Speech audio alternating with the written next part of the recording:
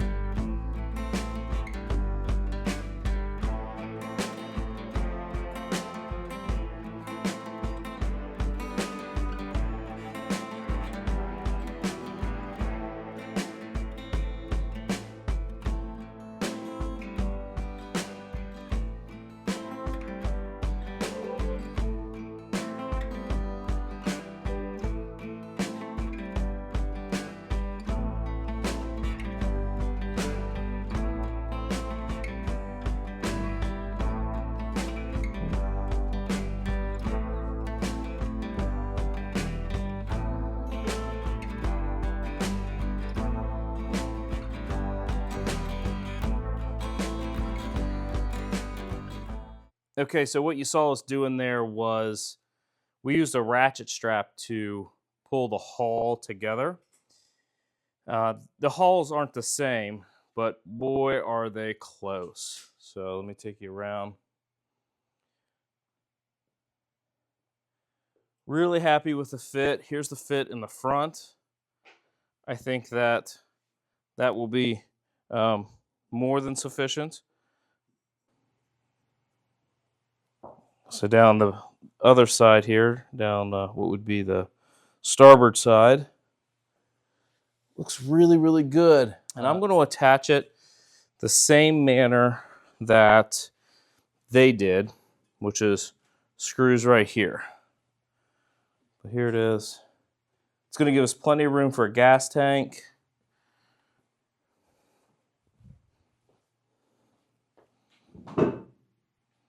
And I think she looks really sharp. All right, so one of the next things I want to do is start looking at these seats, how to remove them. I know that we can see here that the seats are least the top portions are held in by these 4 screws. So I think we'll start there and see where it takes us.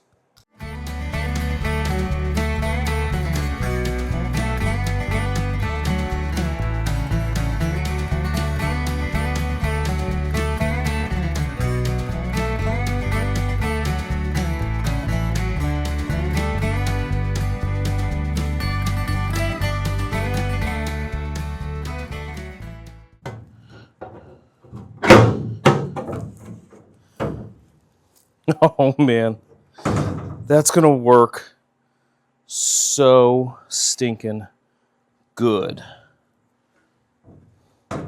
So we'll attach these just the same way that they attached them. We use sheet metal screws, and we'd already planned on putting new stringers in anyhow. So this is just a rough placement. This isn't you know, final location kind of thing. This is just to see how this fits. Oh man, that's gonna look so stinking good. I think maybe back a little bit.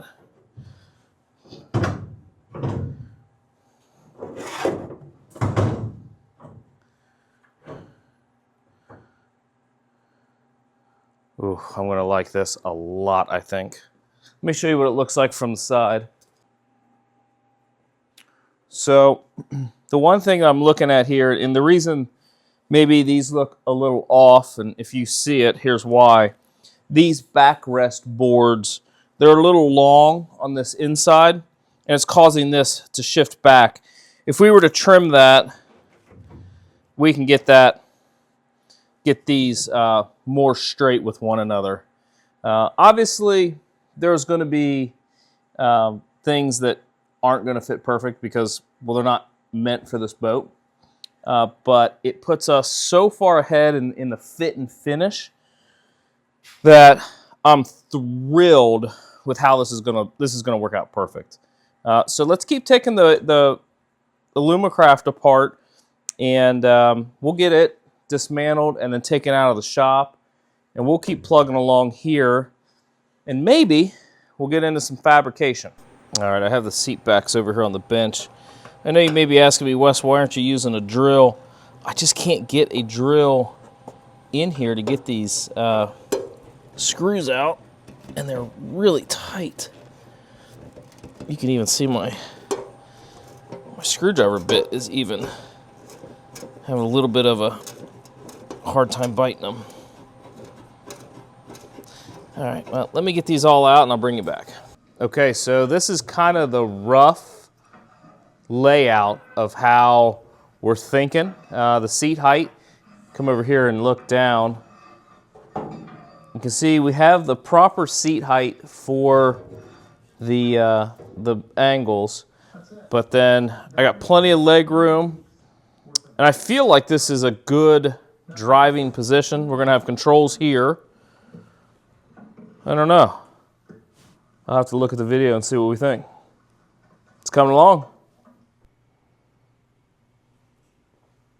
So here's kind of a look at what we have. So here's the jet stream housing, the pump housing. So I think what we're going to do is we're going to push this out the back. And I think we're going to do it somewhere in the neighborhood of 8 inches. And then on either side, left and right, we're going to build sponsons to add more buoyancy to the back of the boat. And then what that'll also do is that will allow me to get the back seat rest right here. So we'll have the back of the seat. This area here to here will be seat. And then that's from here to here is 24 inches. I think that's plenty of leg room. Now, from right here, covering over, this is going to be a hard deck. So the engine and all the mechanical parts are going to be covered by a hard deck. And then we'll have our sponsons and then the actual pump and everything out the back. I think that's going to allow me the best opportunity to get the interior space and as well prevent cavitation. So by moving that pump housing, the intake grid back a little bit as this boat rises in the front, it should keep the grate in the water more. So along here, we're going to run some stringers, and then up front here, underneath the dash, we're going to get to working on a fuel tank mount. So I don't know if that's going to be in this episode or not. This one might be a short one, but I'm really happy with the progress we've made so far. I think that buying this other boat here really helped us. And this is where this boat's going to stop. So I originally was going to take these seats out. I'm not now. They're riveted in, and I don't want to destroy the total value of this boat. As it stands, this boat still has some value as a Jon boat, and that's how I'm going to resell it. I'm not going to cut it apart and scrap it. Nothing back here is useful to me, and it has a decent trailer. So this one's going to go up for sale, as it's given us everything that we could have asked for. Okay, everybody. Well, it's another day. We got the boats swapped out. I think we have everything pulled out of the old boat, the 1950 Flying D, that we're going to get. I was originally going to take the seats, but the supports are riveted in, and I don't want to destroy the value of the boat. I mean, as the boat is right now, I can still sell it. So it's fine. We're going to move forward with stringers. So we have the jet pump loosely placed in the back of the boat here. I'll show you. And we want to get measured up for our aluminum stringer. So let's get to work. And I want you to hold this right on the back side of that right there.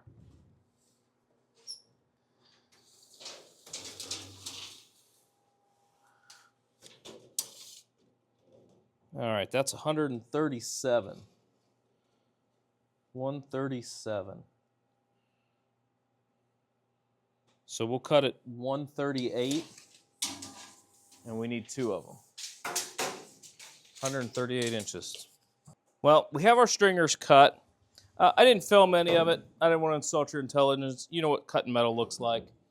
What we've determined is 8 inches from the center line to the stringer is going to be the best. That gives us a clear enough walkway that's about 16 inches of a walkway from the front to the back, which is going to be perfect.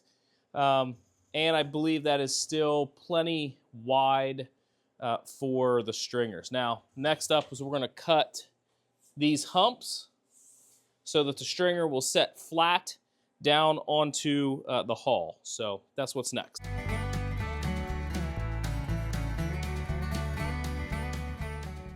Okay, well, those are the stringers cut in, and I'm very happy with that. I think it looks very good. It looks symmetrical. It's even. We will have some rivet holes to plug. No big deal. We can get through that. Up here in the front, I'm going to do a piece and then extend 2 legs forward to tie in all these ribs together. So I think that's enough work for the night. This is coming together pretty good. I hope you guys are enjoying it. Finally getting some work done. Well, we left off last night with cutting all of the grooves for the new stringers. And this is what it looks like. Today, we need to clean this up. I've decided I'm going to go ahead and pop these rivets through so that I know where they are. I would prefer to have holes that we can fill rather than just random leaking rivets. So we're going to grind those down, punch them through, and then clean up all of our weld surface. So we will weld the whole piece across, and then we'll just spot weld maybe like a 2 or 3 inch piece in between each floor, or in between each stringer and, I don't know, what would you call that? Support, whatever. So we're going to remove these in the middle. So there'll be, half a dozen holes or more to fill there. But I feel better knowing that they're not going to leak if we fill them. So less talk and more work.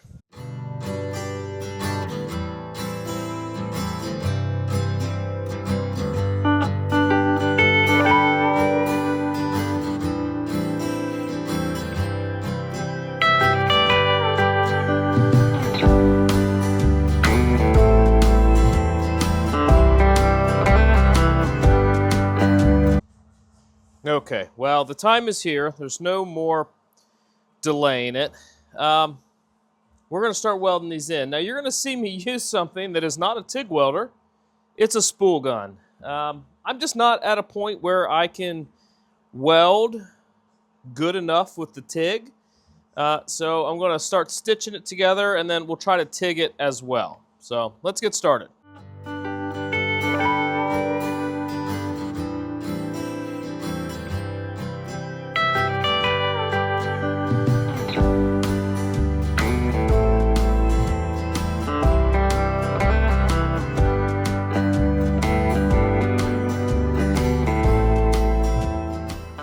Well, welcome back, everybody. It's another day, and as you could see in that last video, I was really having trouble with this welder.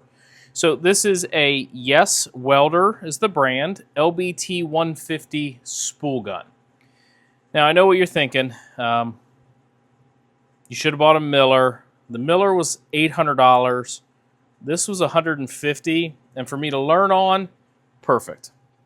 The issue I was having with the video is the spool here. It wasn't spinning freely. So if we open this up, this is the spool of aluminum.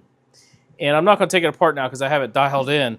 But there was a rubber grommet that kind of sat in the middle here, and it was preventing the spool from spinning easily. As you can see now, it's very easy, and it wasn't feeding. So once we figured that out, now at the cost, it cost me a few tips. Luckily, I ordered a pack of consumables, so I got the tips on there, and we're ready to go. Let me take you back over to the boat. I've got the stringers just tacked in place, and I'll show you where we're at, and we're going to get to work on mounting the fuel tank. Okay, here we are at the stringers. So, excuse me, not bad. Look, they're not great. They're not going to win any awards. But you know what they will do? They will work. And I don't think they're going to crack. So some of these you can see I've already scraped. That side over here got a little hairy. I have a little bit of a gap. We're going to have to address that. Because in some spots there are rivets that I cleaned out underneath there. So, rivets that I drilled out, rather. So we'll have to make sure that those are watertight. But the project at hand right now is this fuel tank. So this is the fuel tank that we redid a while back, and we're going to mount it in. We're going to use the existing seat as a mounting point. So let's get to work. So what my shop helper's done here, this is how we're going to mount this. So all the extra cutoffs will be cut off, and this will all be welded up nice. But it's going to mount into the former seat up there, go down under the seat, under the tank, and then back up to the seat mount there. At the seat mount, we're going to bolt it in so we can remove it. But let's keep moving. So the tank mount is going to look like this here. And with our fancy new fixture table, we can clamp all this down.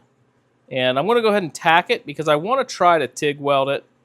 I've not TIG welded anything like this yet, so yeah, let's work on it.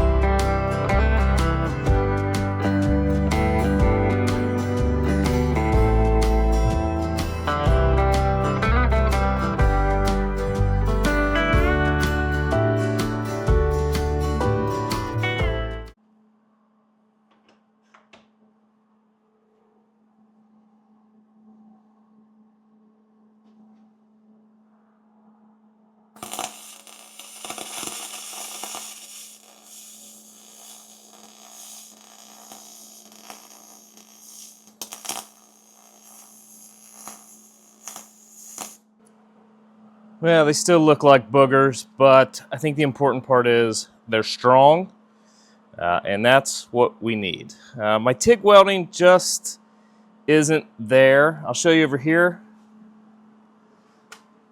This was a TIG weld that I did. Not terrible, but it gets kind of boogery here. We're learning. So I want to catch you up on a little bit of things that have happened off camera. We have the seat structure put in.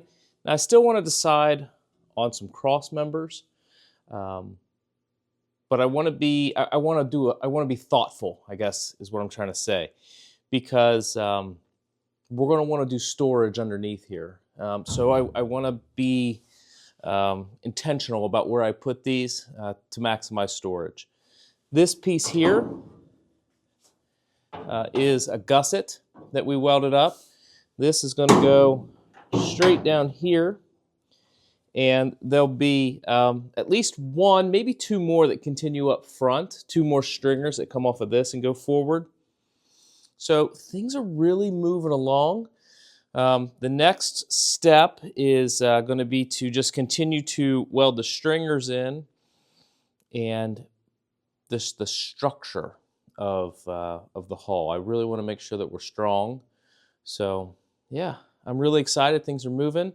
We're going to let that gas tank bracket cool off, and I don't know if maybe in this video try to get that bolted in. Okay, so the tank bracket here has had a moment to cool down, and this here is the look we're going for. So let me clamp this in position, and we'll look at our options on mounting that.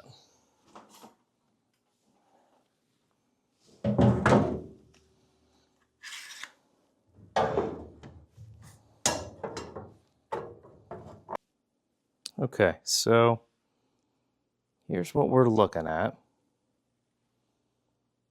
Nicely supports the tank on the bottom. And then here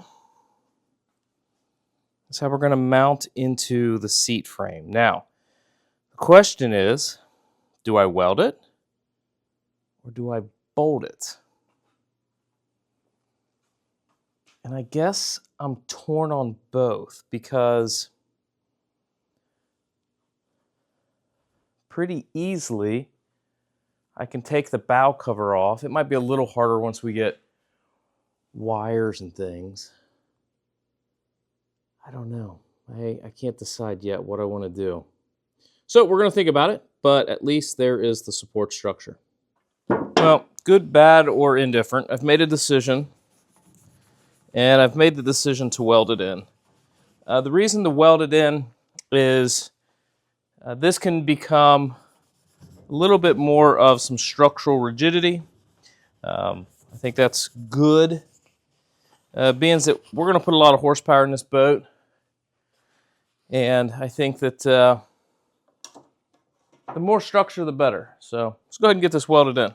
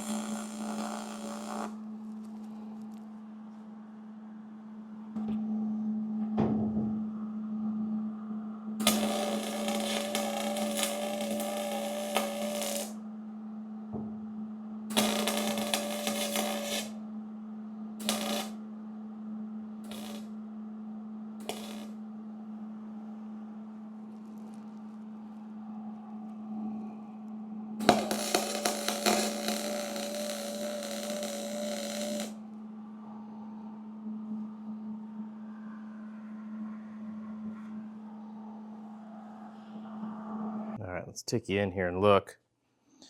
So not terrible. Let's let me get a brush.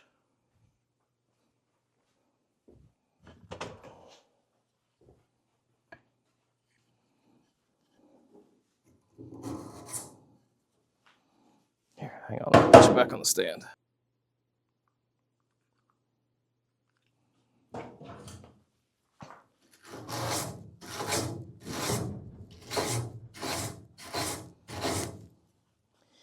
Well, that looks all right. This looks a little gnarly. And in here, a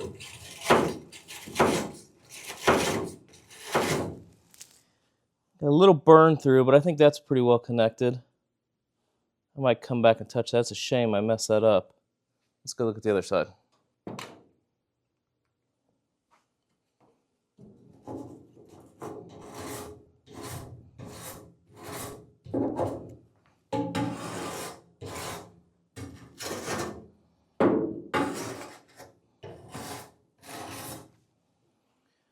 It doesn't look as bad. I think it's pretty good. Yeah, I think that I'm happy with my decision to weld this.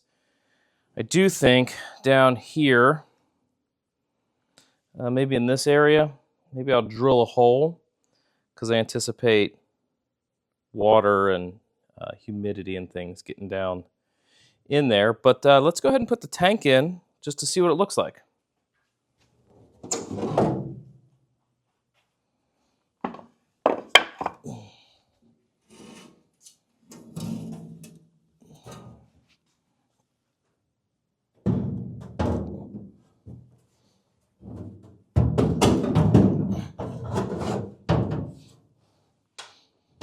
Hey, not bad. I think I like that.